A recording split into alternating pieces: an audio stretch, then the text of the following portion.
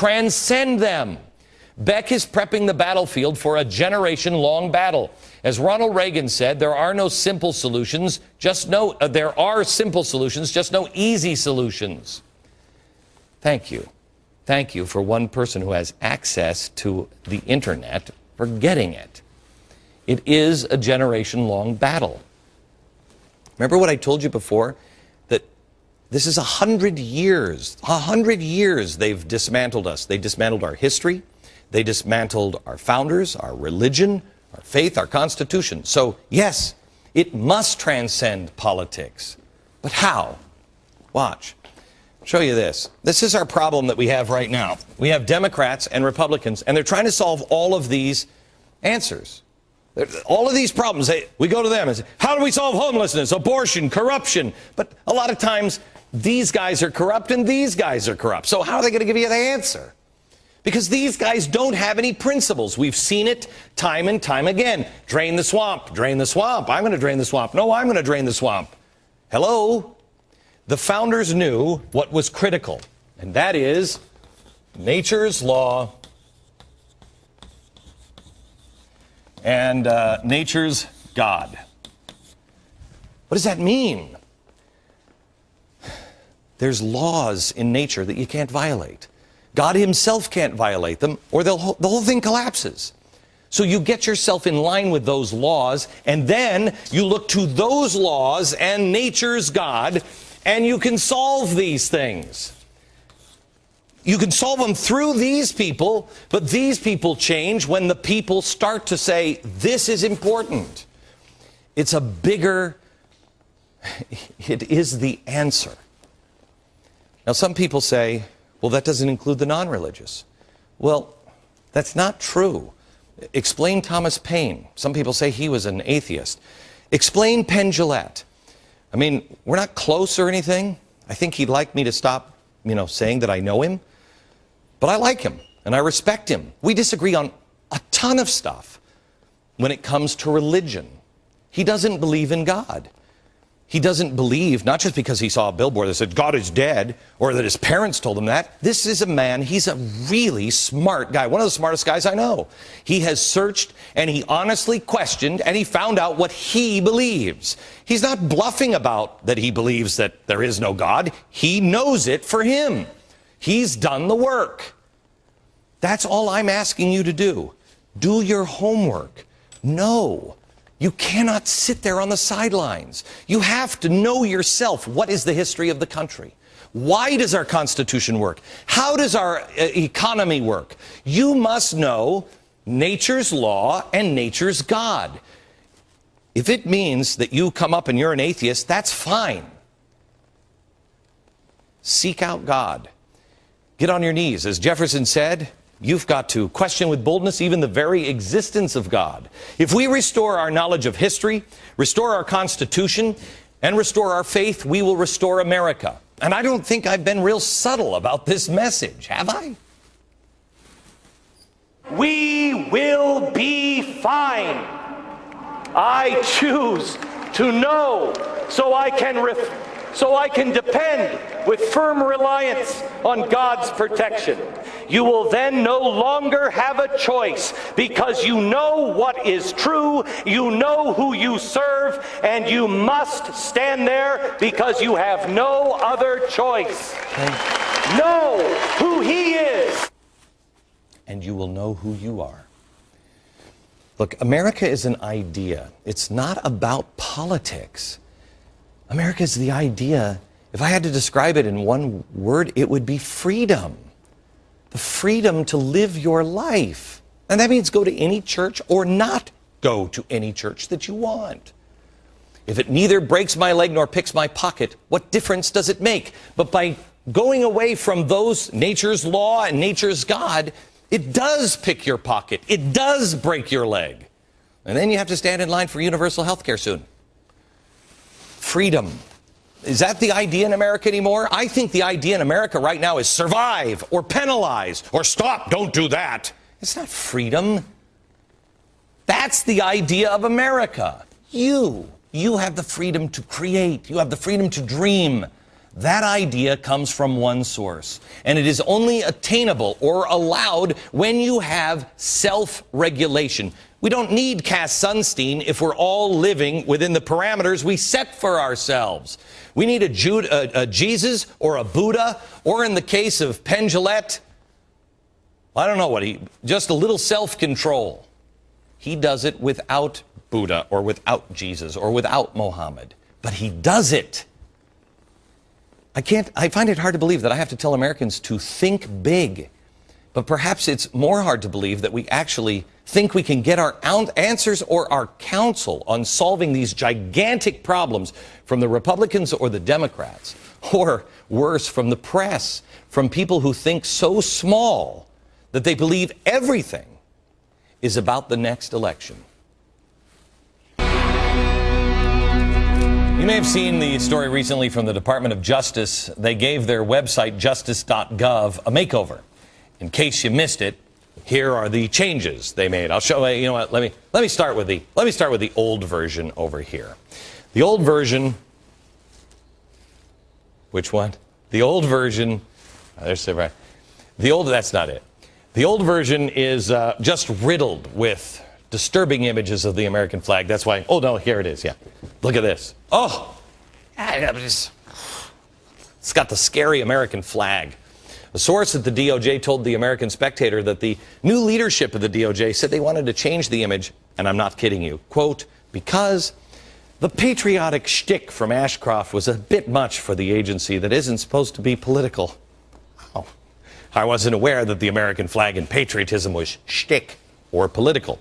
But then again, the Huffington Post did say that this was ridiculous, and where's that? It's a little complex on today. There we go. Yeah, these things were ridiculous. Remember that one? So the Obama administration went to work thinking up a whole new design, and it is fantastic. And here's the new design. Ooh, doesn't that scream America right there? Yeah, no, it does. It caused a bit of stir when it first came out, but I wanted to show you something that I didn't notice before, and actually a listener sent this in to me. I think it's more telling than the whole get rid of the patriotic shtick idea. If you look at the very top of the web page, there is a quote. Now, before I read it, what would you put up on the top of the Department of Justice website for the United States of America?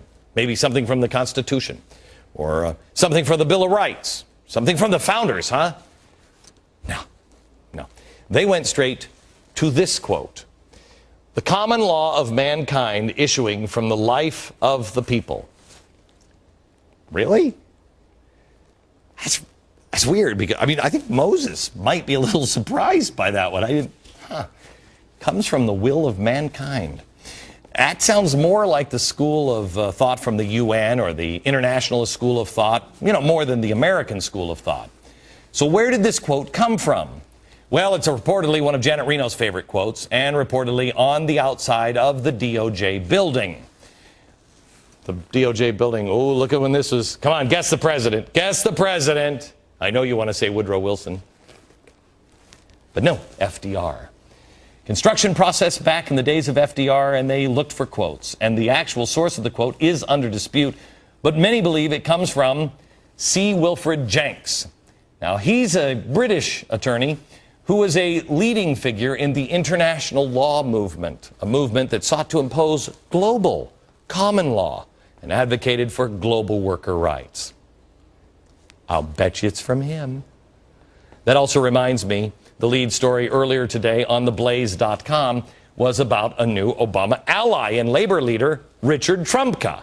This is a great story. This is Richard Trumka there. And he's met at the White House at least 30 times. There's audio of him now calling for a global tax and global international laws and structures. He's introduced these guys here. They're just over in Europe. This is the Democratic Socialist Club over there in Europe. And they're very proud of him and all the stuff that he's doing here, calling for a global tax. And they're all speaking in really creepy Austrian accents. Yeah, well, we want a little global tax, yeah. What's going on there? You can read about it at theblaze.com. Seems to be right in line with the new DOJ mantra.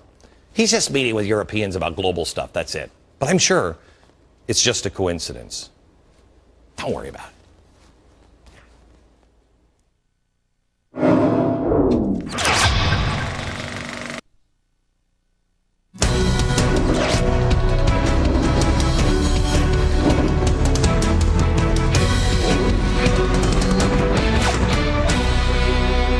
Tomorrow night is a show you don't want to miss. You're going to want to DVR this one tomorrow. You don't want to miss it. All right, I got good news for you. The left is pulling together, and they're going to do their own rally on the Mall in Washington, D.C. It's One Nation Working Together rally. It's fantastic. There it is. Isn't that great? Okay. They're going to have all kinds of people there, very diverse. They're going to have liberal religious leaders. They're going to have labor leaders. They're going to have, the NAACP. The NAACP is actually going to hold a rally on the Mall on October 2nd, 1 month before the fall midterm elections. And they say that this is to attempt to show that they, too, have political clout and momentum in response to last Saturday's massive gathering of, quote, Tea Party types led by Fox News host Glenn Beck. Are you going to, seriously, if you're doing honor, I think that's great. That is fantastic. Now, who's involved? You're going to love this. You're going to love this. Code Pink, the Sierra Club, the National Council of La Raza, SCIU, Van Jones Green for All, AFL-CIO. These are all their sponsors. Union of Professionals, AFT.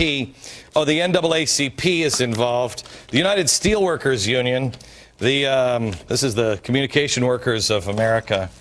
Color for Change, the Van Jones thing. Rainbow Push Coalition is going to be there. The other 98%, which had a big rally too this weekend that for some reason nobody did. And here's what it is. This is their logo. Now, who are these people? Have you ever heard of these people? This is almost sad. It's so funny. I mean, you could predict it. Who created this group?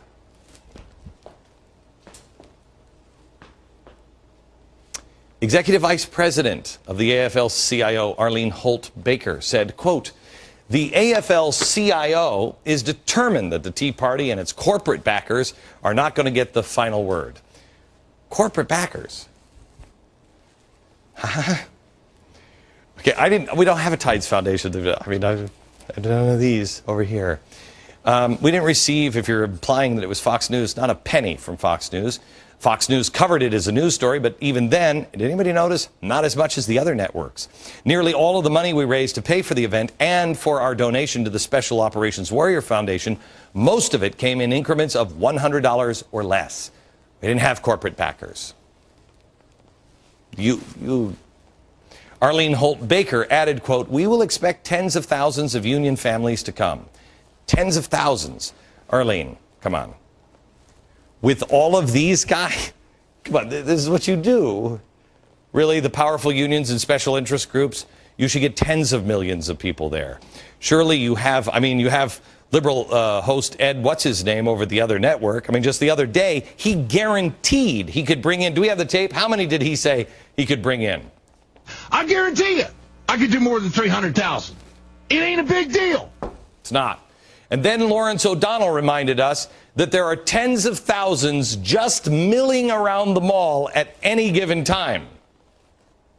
So, look, on a typical summer Saturday on the mall, 80,000 is not a big deal. That's just the flow-through traffic of tourists. There you go. So, you have 380,000 right there before you even make a single phone call to a union member. Now, I say if you don't get at least 1 to 5 million people to show up for this event, you have to consider it an absolute failure. So now what is the big rally all about? Well, according to the group, it's going to promote family and individual responsibility. That's a good thing. Here is the Communication Workers of America President Larry Cohn. Bring your family. Mobilize your community. This is a time to reach out. This is a time to say, it's our country. Okay. It's interesting because here's what he said about 820.